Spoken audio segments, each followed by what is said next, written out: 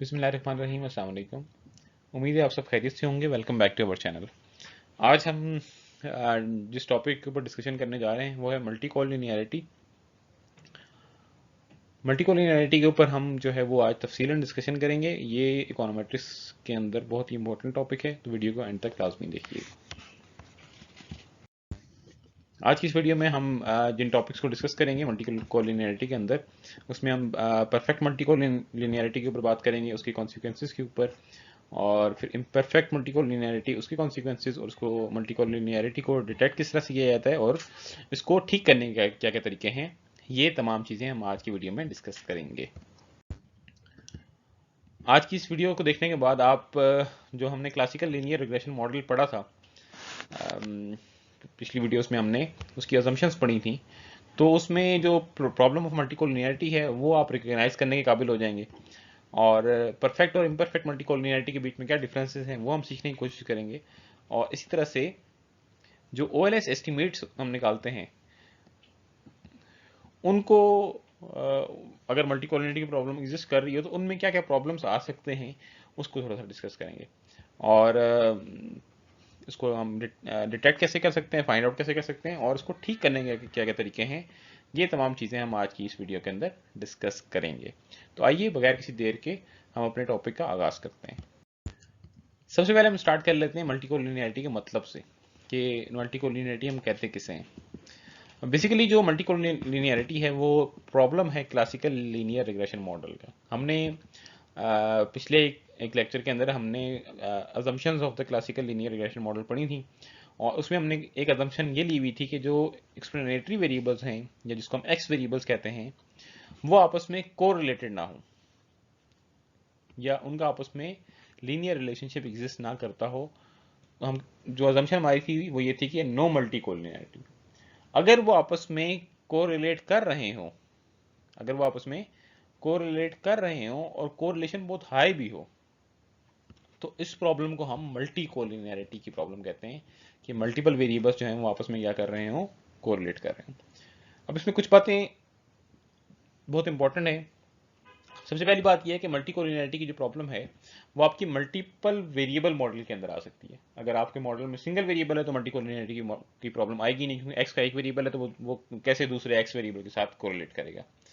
तो जो multiple variable model होता है वो हम किस तरह लिखेंगे, y is equal to beta not plus beta one x one plus beta two x two plus beta three x three से अप टू सो ऑन। तो जो एक्स वेरिएबल्स हैं एक्स वन एक्स टू, वो अगर आपस में को relate कर रहे हो, उनकी मूवमेंट एक साथ हो रही हो, कि एक्स वन के चेंज होने से या एक्स वन की अगर इंक्रीज हो रहा है तो एक्स टू भी इंक्रीज होने लग जाए, तो उसको हम कोरिलेशन कहते हैं। जिस तरह पिछली वीडियो हमने एक कोरिलेशन भी बनाई है, आपने वो देख ली होगी। तो ये अगर प्रॉब्लम आ रही हो तो इस प्रॉब्लम को हम क्या कहते हैं, मल्टी कोलिनियरिटी। तो बेसिकली हम कह सकते हैं कि multi collinearity is the violation of one of the assumption of classical linear regression model. ठीक है। तो लो को अगर अभी हम डिस्कस कर लेंगे कि लो हो तो तब क्या होता है, हाई मल्टीकोलिनियरिटी हो तब क्या होता है। तो हम अब थोड़ा सा इसकी टाइप्स के ऊपर बात करेंगे। पहले हम परफेक्ट मल्टीकोलिनियरिटी की बात करेंगे, उसके बाद हम इम्परफेक्ट मल्टीकोलिनियरिटी के ऊपर थोड़ी सी डिस्कशन करेंगे। परफेक्ट मल्टीकोलिनियरिटी का मतलब ये होता है कि अगर आपके जो एक्स वेरिएबल्स हैं उसमें परफेक्ट लीनियर रिलेशनशिप हो, या जिसको हम परफेक्ट कोरिलेशन कहते हैं। अब जिस तरह से मैंने आपको मल्टीपल, ये जो मॉडल आपके सामने लिखा हुआ है इसको हम मल्टीपल वेरिएबल मॉडल कहते हैं। तो ये आपका y is equal to beta one plus beta two x two plus beta three x three, जैसा मैंने अभी आपको बताया था। तो यहाँ पे अगर आप देखें तो हमारे x के दो वेरिएबल्स आ गए। अगर इन दो वेरिएबल्स के बीच में आपस में कोरिलेशन हो तो उसको हम मल्टी कोलिनियरिटी कहते हैं। अब यहाँ पे हम देखेंगे कि ये x2 की वैल्यूज आपके सामने दी हुई है 1 2 3 4 5 6, ये x3 की वैल्यू दी हुई है 2 4 6 8 10 12। अगर आप गौर करें तो x2 और x3 क्या हो रहे हैं, एक साथ इंक्रीज कर रहे हैं। x2 अगर इंक्रीज हो रहा है तो x3 भी क्या हो रहा है, साथ साथ इंक्रीज हो रहा है। तो ये आपस में कोरिलेटेड है। ठीक है। और अगर आप मजीद इस पे थोड़ा सा फोकस करें इन नंबर्स पे, तो जो x3 है ना, x3 वो बेसिकली हमने x2 को मल्टीप्लाई बाय 2 कर दिया तो x3 बन गया। ऐसे ही कि नहीं, 1 मल्टीप्लाई बाय 2 करें 2 बन गया, 2 मल्टीप्लाई बाय 2 करें 4 बन गया, 3 मल्टीप्लाई बाय 2 करें 6 बन गया, 4 मल्टीप्लाई बाय 2 करेंगे 8 कर, मतलब ये हमने x3 को हम इस तरह लिख सकते हैं कि x3 is equal to 2x2। तो इसका मतलब यह है कि x3 कोई नया वेरिएबल तो ना हुआ, बल्कि जो इन्फॉर्मेशन आपको x2 ऑलरेडी दे रहा है वो इस सारी इन्फॉर्मेशन आप x3 में मल्टीप्लाई बाय 2 करके x3 में डाल दिया आपने। तो बज़ाहिर आपको ये लग रहा हो कि दो एक्सप्लेनेटरी वेरिएबल्स हैं x2 और x3, लेकिन हकीकत में वो एक ही एक्सप्लेनेटरी वेरिएबल है x2, जिसको हमने मल्टीप्लाई बाय 2 करके एक नया वेरिएबल बना लिया। तो हम कह सकते हैं कि जो x3 है वो एग्जैक्ट लीनियर फंक्शन है x2 का। ठीक है, कि आपने x3 के अंदर कोई नई इन्फॉर्मेशन तो नहीं दी ना, कि x3 को नया वेरिएबल नहीं है, बल्कि x3 क्या है, आपने उसी x2 की एग्जैक्ट इन्फॉर्मेशन x3 के अंदर पड़ी हुई है। अगर इस तरह के मॉडल हो कि जिसमें एग्जैक्ट सेम इन्फॉर्मेशन दोनों वेरिएबल आपको प्रोवाइड कर रहे हो, तो इससे जो जो आपकी कोरिलेशन निकलती है वो आपकी स्ट्रॉन्ग कोरिलेशन आएगी और इज इक्वल टू 1 होगी। और इस प्रॉब्लम को फिर हम, या इस सिचुएशन को हम परफेक्ट मल्टीकोलिनिटी कहते हैं, कि ये सिर्फ मल्टीकोलिनिटी नहीं है बल्कि ये परफेक्ट डिग्री के ऊपर है। ठीक है, ये परफेक्टली कोलिनियर है आपस में। अब अगर परफेक्ट मल्टीकोलिनिटी हो जाए तो उसके कॉन्सिक्वेंसेस क्या हैं? बहुत आसान बात है, आपने समझना है इसको। अगर परफेक्ट मल्टीकोलिनिटी हो, जिस तरह मॉडल हमने अभी पीछे रख आपके सामने बनाया, तो इसका कॉन्सिक्वेंस क्या है या इससे नुकसानात क्या होते हैं? पहले इसका एक ही नुकसान है कि आपके जो OLS एस्टिमेटर्स हैं ना, वो एग्जिस्ट ही नहीं करेंगे। ठीक है, कि आप अगर इसको सॉल्व करने की कोशिश करेंगे इस तरह के मॉडल को जिसमें परफेक्ट मल्टीकोलिनिटी हो, तो उस केस के अंदर आपका OLS एस्टिमेटर जो है वो एस्टिमेट ही नहीं होंगे, बल्कि एरर आ जाएगा। आप मैनुअल करेंगे तब भी वो एस्टिमेट नहीं होंगे, और अगर आप मैनुअल करने की जगह किसी सॉफ्टवेयर को, जिस तरह eViews एक सॉफ्टवेयर है, उसमें भी अगर आप करेंगे तो उसमें भी आपका एक एरर मैसेज आपको आ जाएगा और उसमें आपको बता देगा कि मल्टीकोलिनिटी इसके अंदर एग्जिस्ट करती है। ठीक है, तो परफेक्ट मल्टीकोलिनिटी के केस के अंदर आप जो रिग्रेशन लाइन है उसको आप एस्टिमेट नहीं कर सकते, आपके OLS एस्टिमेटर सिंपली जो है वो निकलेंगे ही नहीं। ठीक है, इसका ये है कि कॉन्सिक्वेंस है, जब वो निकलेंगे ही नहीं तो यहाँ पे आपकी स्टोरी खत्म हो जाती है, आपका मॉडल रन ही नहीं होगा। अब हम थोड़ी सी बात कर लेते हैं इम्परफेक्ट मल्टीकोलिनिटी की। इम्परफेक्ट मल्टीकोलिनिटी कब होगी? कि जब आपकी जो कोरिलेशन तो है, ठीक है, एक्सप्लेनेटरी वेरिएबल्स जो इक्वेशंस के अंदर है वो कोरिलेटेड तो हैं, लेकिन ये कोरिलेशन परफेक्ट नहीं है। इसको हम इस तरह लिख सकते हैं कि x3 और x2 में आपस में कुछ ना कुछ मूवमेंट है, लेकिन वो लीनियर रिलेशनशिप नहीं है, बल्कि कोई एक प्लस v हम लिख देते हैं कि एक रैंडम वेरिएबल है जो अगर x2 के अंदर ऐड कर दें तो x3 बन जाता है। तो इसको हम इम्परफेक्ट मल्टीकोलिनिटी कहते हैं। मतलब हम कह सकते हैं कि मूवमेंट हो तो रही है लेकिन एग्जैक्ट मूवमेंट नहीं है, साथ साथ नहीं चल रहे हैं, बल्कि थोड़ा बहुत एक दूसरे के साथ चल रहे हैं। और ये मैंने कोरिलेशन की वीडियो में भी आपको बताया था कि आप दुनिया की कोई भी सीरीज उठा लें, ठीक है, तो उसमें कोई ना कोई कोरिलेशन आपकी निकल आएगी। ठीक है, आप कहेंगे जी गोट की प्राइसेस और फॉर एग्जांपल पेप्सी की प्राइस आप ले लें, तो दोनों आपको नजर आएंगी कि Aahista Aahista over time increase किए हैं। तो क्या गोट की उससे कोई, ये तो नहीं कह सकते कि गोट की प्राइस का कोई रिलेशनशिप जो है वो पेप्सी की प्राइस के साथ है। कहने का मकसद ये है कि आपकी दो सीरीज में हमेशा कुछ ना कुछ आपस में कोरिलेशन एग्जिस्ट करती है। आप उसको सिंपली खत्म तो नहीं कर सकते, जीरो के बराबर नहीं कर सकते, ये पॉसिबल नहीं है। तो इम्परफेक्ट मल्टीकोलिनिटी अगर लो लेवल की हो तो वो इतना बड़ा नुकसान आपका नहीं होता, और वो हम थोड़ा सा अभी देख भी लेंगे। अगर इम्परफेक्ट मल्टीकोलिनिटी हो तो उसकी कॉन्सिक्वेंसेस क्या क्या है? उसके कॉन्सिक्वेंसेस से मुराद क्या है कि उसके नुकसान क्या क्या हैं? अब ये थोड़ा आपने बहुत गौर से समझना है। अगर इम्परफेक्ट मल्टीकोलिनिटी हो तो OLS एस्टिमेटर्स निकल आएंगे, ठीक है, और निकल आने के बाद वो ब्लू भी होंगे। ब्लू एक प्रॉपर्टी है, उसके ऊपर आप जो है वो नीचे डिस्क्रिप्शन में या ऊपर दिए गए लिंक पे आप जाके ब्लू प्रॉपर्टी के ऊपर एक प्रॉपर हमने वीडियो बनाई हुई है, वो आप देख सकते हैं। ब्लू बेसिकली किसे कहते हैं मैं थोड़ा सा आपको बता देता हूँ। Best linear unbiased estimator. ठीक है, कि OLS एस्टिमेटर्स के अंदर ये प्रॉपर्टी होती है कि ये वो बेस्ट होते हैं, लीनियर होते हैं, अनबायस्ड एस्टिमेटर्स होते हैं। तो OLS एस्टिमेटर्स निकल भी आएंगे और वो ब्लू भी होंगे। ये तो है कि यानी कि कॉन्सिक्वेंस तो ना हुआ, ये तो बल्कि है कि यानी कि इसको इफेक्ट नहीं किया, इसने प्रॉपर्टी को इफेक्ट नहीं किया। तो कॉन्सिक्वेंसेस क्या होंगे कि आपका जो ये निकलेगा ब्लू एस्टिमेटर, उसमें जो मॉडल से आपका एस्टिमेटर निकलेगा उसका जो वेरिएंस होगा वो in presence of multicollinearity high होगा। ठीक है, एज कंपेयर टू अगर एक ऐसा मॉडल हो जिसमें मल्टीकोलिनियरिटी नहीं है या लो है, उसका वेरिएंस क्या होगा? लो होगा। ठीक है, और वेरिएंस जब लार्ज होगा तो उसके फिर काफी सारे नुकसान होते हैं।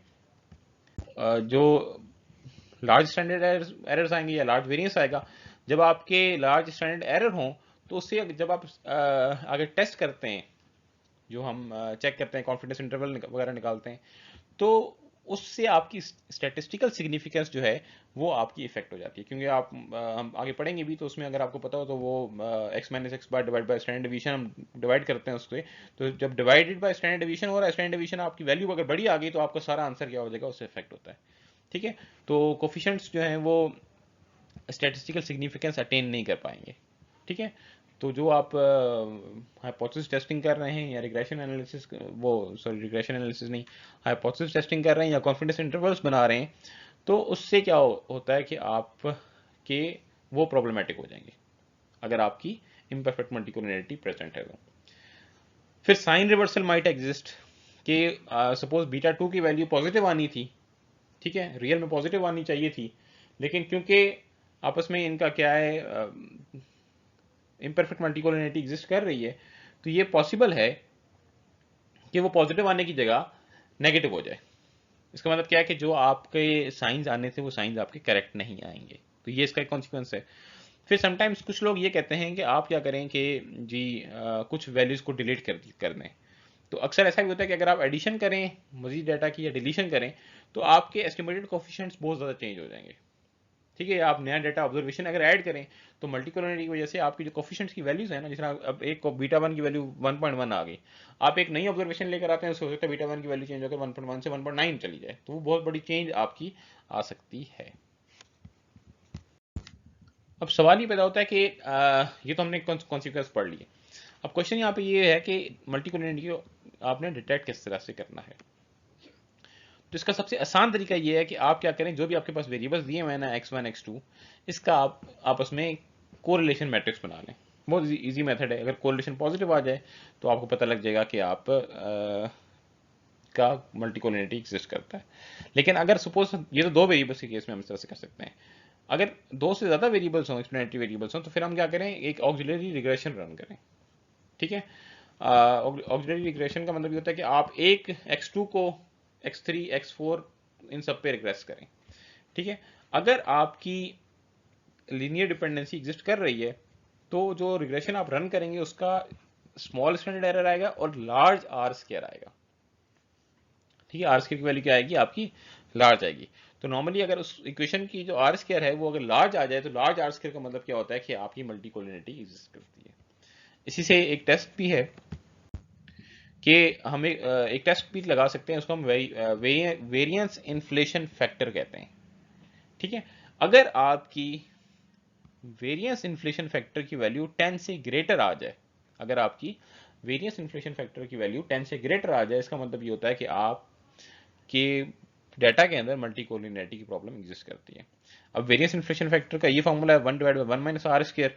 ठीक है, और तो इसके अंदर जब आर स्क्वायर जो है, अगर आर स्क्वायर की वैल्यू 0.9 से ग्रेटर हो तो ऑटोमेटिकली आपका वी आई एफ जो है वो ग्रेटर दैन 10 हो जाएगा। तो आपका आप बहुत ज़्यादा हाई आर स्क्वायर आ जाए, ठीक है, तो ऑटोमेटिकली हम कह सकते हैं कि हो सकता है कि हमारे मॉडल के अंदर मल्टीकोलिनियरिटी एग्जिस्ट करती है। ठीक है, तो उससे वही सारे नुकसान आते हैं कि जी आपके टी स्टैट्स जो हैं वो रॉन्ग हो जाएंगे और लार्ज कॉन्फिडेंस इंटरवल्स आएंगे अगर मल्टीकोलिनियरिटी आपकी एग्जिस्ट करेगी। अब इसको ठीक करने के क्या तरीके हैं? इसको ठीक करने का एक तरीका तो ये है जो इकोनोमेट्रिक्स में हम इस्तेमाल करते हैं, वो है कि हम रिज रिग्रेशन इस्तेमाल करें या प्रिंसिपल कंपोनेंट एनालिसिस करें। ठीक है, अभी टाइम नहीं है कि हम इसको डिस्कस करेंगे, वीडियो बहुत लॉन्ग हो जाएगी, इसका अभी फिलहाल आप इसके नाम ही माइंड में रखें, फ्यूचर में कभी हम इसके ऊपर डिटेल डिस्कशन भी कर लेंगे कि रिज रिग्रेशन या फिर मेथड ऑफ प्रिंसिपल कंपोनेंट्स इस्तेमाल करें, तो उससे क्या होता है कि आपका मल्टीकोलिनियरिटी प्रॉब्लम्स सॉल्व हो जाती है। लेकिन कुछ जो डेटा साइंटिस्ट हैं उनका मानना यह है कि इनसे इन मेथड से आपका प्रॉब्लम सॉल्व होने की जगह मजीद प्रॉब्लम्स जो हैं वो जनरेट होती हैं। कुछ इकोनोमेट्रिशियंस का ये मानना है कि अगर आपकी मल्टीकोलिनियरिटी एग्जिस्ट करती है और मॉडल के अंदर बहुत ज़्यादा कोई नुकसान नहीं हो रहे, आप इसको फील कर रहे हैं कि इतना ज़्यादा कोई चेंजेस नहीं आ रही, तो आप सिंपली क्या करें, मल्टीकोलिनियरिटी को इग्नोर कर दें। ठीक है, और जैसे मैंने आपको बताया कि ये बात आप जहन में रखें कि आपको कुछ ना कुछ डिग्री ऑफ मल्टीकोलिनियरिटी हमेशा फेस करनी पड़ेगी। ठीक है, मल्टीकोलिनिटी को आप जीरो नहीं कर सकते, क्योंकि कोई भी दो सीरीज हो उसके दरमियान कोई ना कोई 0.02, 0.5, 0.2 रिलेशन आ जाएगा। प्रॉब्लम कब है कि जब आपकी मल्टीकोलिनिटी की वैल्यू हाई हो जाए, तो फिर आप उसको थोड़ा सा ठीक करने की कोशिश करें। कुछ आपके मजीद प्रॉब्लम इसको सॉल्व करने के जो मेथड्स हैं वो ये है कि आप को अगर ये फील हो रहा है कि आपके अगर दो तीन वेरिएबल्स हैं और वो आपस में कोरिलेटेड हैं, तो आप अपने मॉडल को थोड़ा सा देखें। अगर आपको ये लगता है कि इसमें से मैं एक वेरिएबल को ड्रॉप कर दूं जो बहुत ज़्यादा प्रॉब्लम क्रिएट कर रहा है, उससे मॉडल पे बहुत ज़्यादा इफेक्ट ना पड़े, मॉडल ठीक रहे, तो आप क्या करें, प्रॉब्लम क्रिएटिंग वेरिएबल को ही ड्रॉप कर दें। जो मसला है उसको क्या करें, आप उस वेरिएबल को ही खत्म कर दें। दूसरा ये है कि आप जो बहुत ज़्यादा हाईली कोरिलेटेड वेरिएबल्स हैं उसको रेशो फॉर्म में करते हैं। रेशो करने का मतलब ये है कि आप डाटा का लॉग ले लें, लॉग लेंगे तो ऑटोमेटिकली थोड़ा सा जो कोरिलेशन है वो रिड्यूस हो जाएगी। एक और मेथड ये है कि आप और डेटा कलेक्ट करें, ठीक है, longer run of data, higher frequency पे लेके जाएं, ठीक है, कि आप डेटा की वैल्यूज बढ़ा दें। जैसे अगर आप पहले 50 वैल्यूज आपने ली हुई है डेटा की, अब 50 की जगह आप 100 कर दें। डेटा आपके पास कम है तो आप डेटा को इंक्रीज करते चले जाएं। तो इन तमाम मेथड से हम मल्टी कोलिनिटी की प्रॉब्लम को जो है वो सॉल्व कर सकते हैं। तो ये थी हमारी आज की वीडियो। उम्मीद है आप सब ने जो हमारी ये इजी इकोनोमेट्रिक्स की सीरीज है उसके ज़रिए से आज मल्टी कोलिनिटी का टॉपिक आपको उसकी बेसिक अंडरस्टैंडिंग समझ आ गई होगी।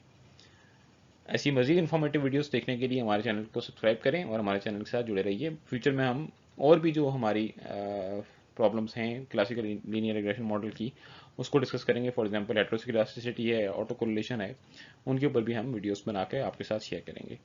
तो इस लर्निंग के प्रोसेस में हमारे साथ जुड़े रहिएगा। अपनी कीमती राय का हमें कमेंट बॉक्स के अंदर जो है वो आप फीडबैक दीजिएगा। आपकी फीडबैक का हमें इंतज़ार रहेगा। अपना बहुत सारा ख्याल रखिएगा। मिलते हैं अगली वीडियो में, तब तक के लिए अल्लाह हाफिज़।